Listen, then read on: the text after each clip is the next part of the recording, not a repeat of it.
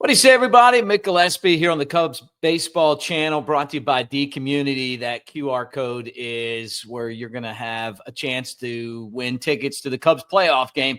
Hopefully, it's as a division winner. We're going to talk about some trades that the Cubs could potentially be involved in.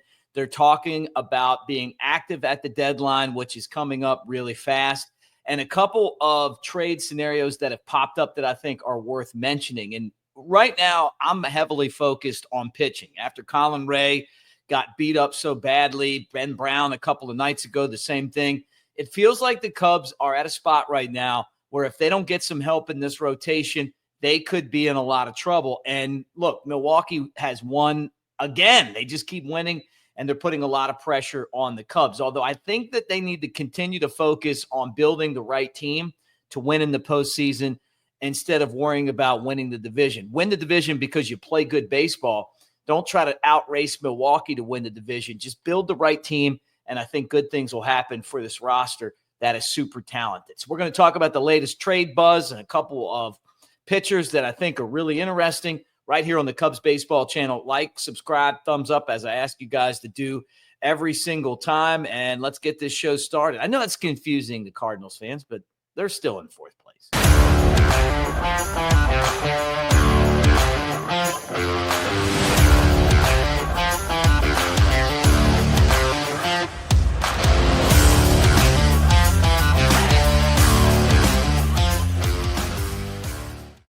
What do you say, everybody? Mick Gillespie, Cubs Baseball Channel. And again, I thank you so much for being here as we talk about the Cubs on a daily basis. And appreciate you guys helping us try to get to 10,000 subscribers. That's our goal before the end of the season.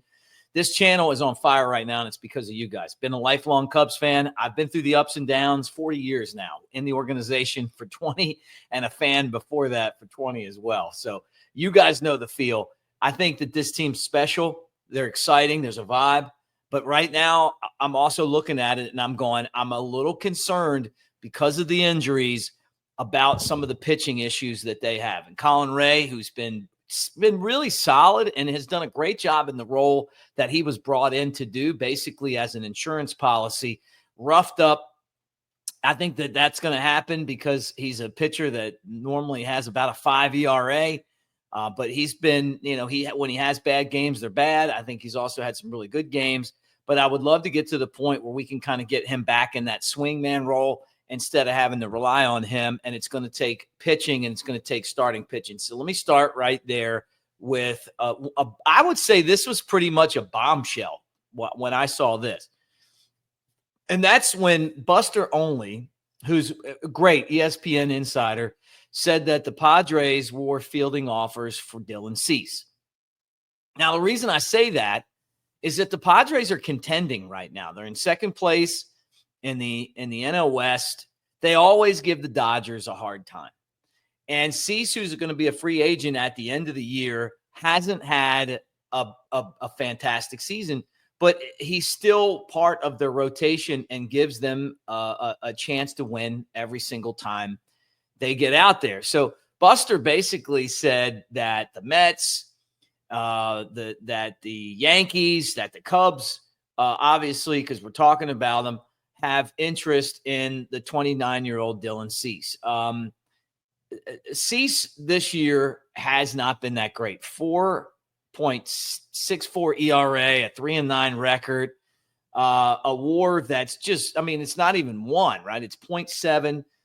He's been barely above average, but this was a guy that a couple of years ago was in the Cy Young picture, and that has a fantastic fastball that is someone that you could put at the top of the rotation.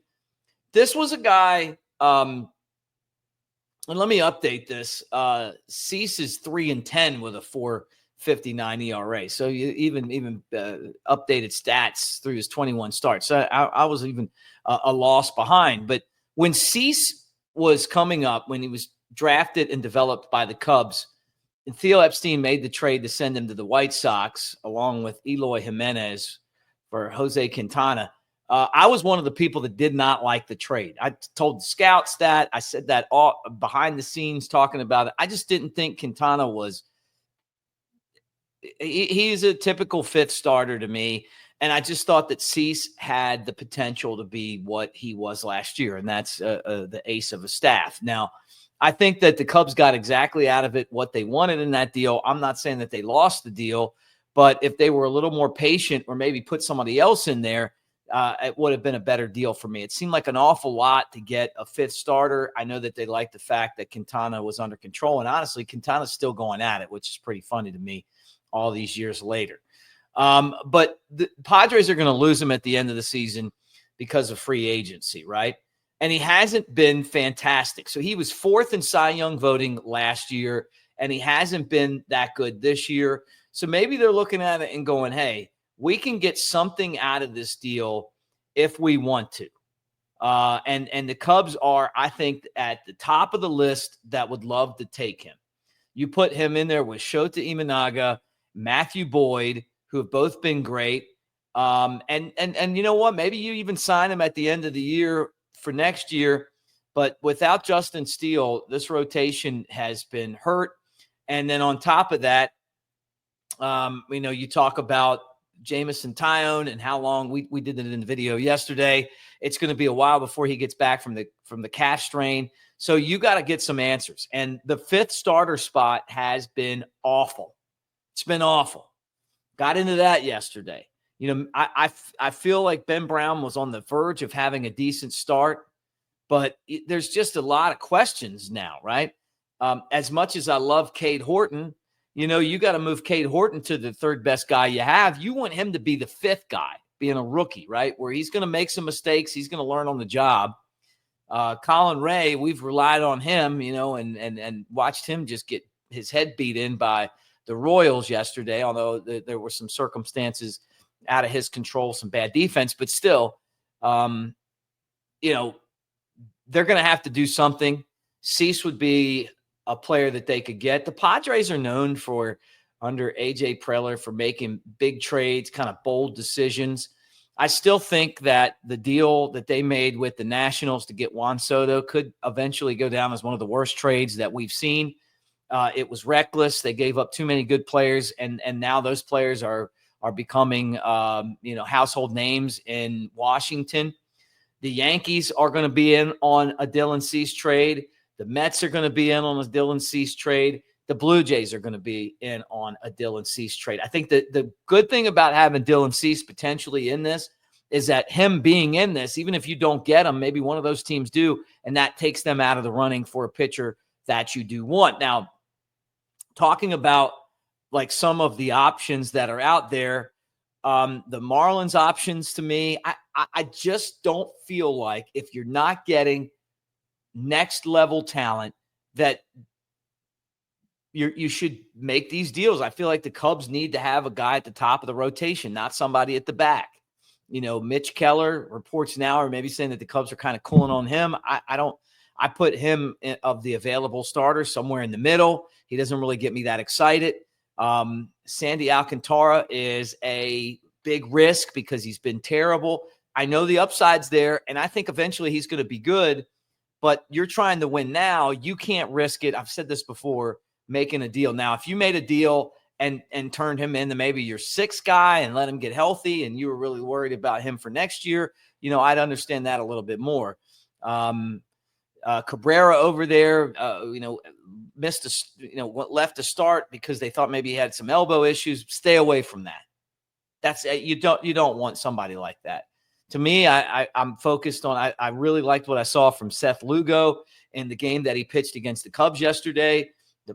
His own teammates were talking about they didn't want to see him go because there's been so much talk. I know he's not overpowering, but I tell you, he throws a lot of good pitches and he's keeping batters off balance.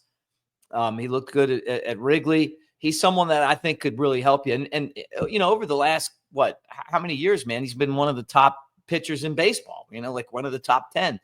So maybe he doesn't have the big name recognition because he's in Kansas City, but I put him as someone that I'm really interested in. Dylan Cease, obviously I'm interested in Dylan Cease. I've always liked him.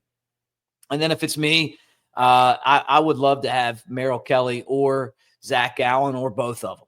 And if you could get them both and throw in Suarez, I did the video on that the other day. I think that would be the type of bold move that would take for the Cubs to really put themselves in a spot where you feel like, hey, they could win it all. Now it's a lot of risk with 1-year players, but at the same time, it feels like this is a 1-year we're all in type situation for the Cubs right now. So Dylan Cease, apparently they're thinking about taking some offers. If I'm the Padres fan base though, and they trade Dylan Cease, I'm pissed. I mean, like you're there to try to win. And I know the Padres had to borrow money to make payroll. I know the stories. Preller and some of these like that Nationals trade is going to keep you shaking your head when you keep looking at it. Give me another year, and you're really going to hate it for a Juan Soto rental. But that's kind of been his MO. And maybe this is partly financial. I don't know, but I'm at the point where, if I'm a Padres fan, season tickets went up when they made some of these deals. They've been pretty excited. This tells me that I'm punting on the season. I think the Padres have a legitimate shot to get to the World Series this year. I really do. With the team that they have now, they're one of the biggest thorns in the Dodgers side. I think they could beat the Dodgers if they got them in the right series. Honestly, I hope the Cubs do that. But this trade to me would signal, you know what, and we're not serious about it, and that could definitely cause trouble unless they got something back in return that you're looking at and you're going, okay, well, that makes sense. I just don't know how that would happen. Now, the second thing that I wanted to get into was this guy right here, our friends Patrick Mooney and Sahadev Sharma from The Athletic, both saying that on their podcast, and they do stuff for The Athletic, but basically saying that they think that the Cubs are looking at Kyle Finnegan of the Washington Nationals. So Sahadev and Patrick, both guys I love. You know, Mooney and I have been friends forever. They're legit, man. These guys are the best in the business, in my opinion. And it really got me interested in kind of looking at Kyle Finnegan as someone that the Cubs could potentially get, right? So you're talking about a guy who can get the fastball up there at 97 miles an hour. At least he did that last year. He's got a pretty effective splitter. He's got excellent command. He's a ground ball pitcher. And you know, he's kind of underrated, you know, and that was where I was kind of sitting at, looking at his statistics. Now, his earned run average is a lot higher this year than it's been in the past at 4.62. He's got 19 saves coming off of last year's All-Star season, 188 or 107 saves for him in the last 5 years. I don't think the Cubs need him to potentially close games. I mean, I think he'd be someone that could help you there, but I'm pretty happy with Daniel Palencia in that role. I just love the idea of a Finnegan being part of a bullpen that helps you basically lock down leads, that maybe, you know, depending on what the matchups are, it gives you somebody else that you could use to get outs in big games. I think that the more depth you have in this department, the better off you're going to be. The Nationals are out of it. You know, obviously they got rid of their front office. They're going to go in a different direction. What's this look like? And you know, are you know, is this somebody that the Cubs would get if they could, you know, and would the price be right? I mean, this is a guy that was non-tendered, and then they ended up re-signing him anyway, which is pretty crazy, right? That's funny how that happens, right? It's like, well, we don't want him. Oh, maybe we do. I just didn't like the deal that we had, right? So there's a potential there for him. Emmanuel Clase, the closer for the Cleveland Guardians, to me would be, if you could get one bullpen guy, then all of a sudden you team him up with Palencia and Presley and, you know, and some of the other guys that you have. Although the bullpen feels like it's fading a little bit. I don't know if I'm accurate there, but that gives you a little bit more, you know, back end punch if you could pull that off. Now, what would the Guardians give up Class A? It feels like the Cubs have kind of been rumored in there for a while, you know, on that deal. And then Finnegan, probably a more economical solution if you were going to make a deal to get him, but you're going to have to give up pitching. So you're looking at Dylan Cease, right? You're looking at Kyle Finnegan, and then kind of all the other deals that we've kind of looked at here over the last week, as we've kind of started to really focus in on the trade deadline, which is coming up next week, right? So it's going to be just crazy, kind of the way that things are folding right now. I would have figured the Cubs would have gotten the deal done by now, but I think that the market dictates that teams want to wait and see what the best deal is as they move forward. So where we're at right now, day off, then the White Sox, and then that showdown with the Brewers. So a road trip where you don't really have to go very far, but some pretty big games. And then in the meantime, the trade deadline, which is rolling our way, and, we'll be wrapping up next week. So we'll see what happens. You guys get in the comments section. Tell me what you think. I know I've been a little long-winded today, but, it's kind of like looking at both of these and going, man, that's pretty insane. Like the fact that the Padres would really think about trading Dylan Cease in the middle of a playoff run tells you that there's something there. They feel like they can get some value. They're not really enamored with him. Maybe because he hasn't done well. I don't know. And then, would Kyle Finnegan be a guy that you could throw in there and make an easy play for? Now, this was something that I thought was interesting too, just how good Matthew Boyd has been. And I know we're like a couple days away from his last start, but in his 10 straight outings, he's gone at least 5 innings and allowed 2 runs or fewer. I think that this guy's been one of the most unbelievable finds that the Cubs got in the offseason. When they got him, we were like, who is this guy, right? Look, what's going on here? He's always hurt, whatever. And he's turned out to be having a career year. It's the best year he's ever had. We're going to need this to last to the postseason. And I feel like the Cubs need to really bolster the depth of the pitching staff where that they can kind of let the guy get to a point where he's rested up and not burn him out between now and the end of the season. But it's hard to do that when you're in the middle of a playoff race, right? So we'll see what happens on that front. But I wouldn't be surprised if they don't figure out a way to get a couple of starters, maybe somebody that they're really excited about and maybe somebody that they're less excited about, but that'll give them some depth. We'll find out. But Matthew Boyd's been just absolutely unbelievable. He's a deserving all-star. And that outing, that shutout against the Royals, it was like he was a strike, always ahead, mixing pitches.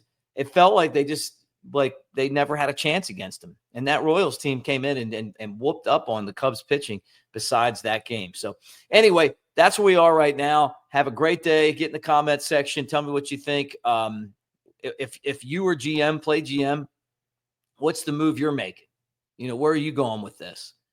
And do you think that the Cubs are going to go all in? I mean, me personally, I feel like if I'm making these moves, I'm focused on the Arizona Diamondbacks. I'm going to do my best to try to get, 2 or 3 of those guys that they have, because I feel like even though they're rental players, if you're all in and you're looking for that, the type of players that can help you get to the World Series and win it, they're the type of players to me. I'd be less enamored with the Marlins guys.